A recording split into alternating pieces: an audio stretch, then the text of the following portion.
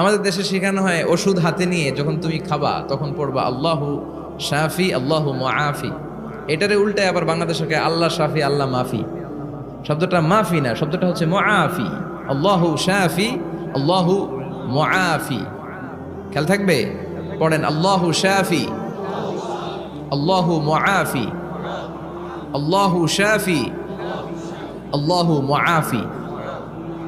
এটা কোনো হাদিসে নাই, পড়তে বলা হয় নাই, তবে অর্থটা খুব সুন্দর। আল্লাহই তিনি শিফা দান করেন, আল্লাহই রোগ থেকে মুক্তি দান করেন। ওষুধ আমি খাচ্ছি, মেডিসিন খাওয়া সুন্নাহ, কিন্তু ওষুধ আমারে শেফা দেয় না, মুআফাত দেয় না। আমারে শেফা দেয় কে? এই ঘোষণাটা, অ্যানাউন্সমেন্টটা বেশ ভালো, আপনি পড়তে পারেন, কিন্তু সুন্নাহ মনে করে না। এটা ভালো অর্থ, তাই পড়ি। আর বিসমিল্লাহ অবশ্যই পড়বেন। সব ভালো কাজের আগে কি? বিসমিল্লাহ। আল্লাহ বোঝার তৌফিক দান করো।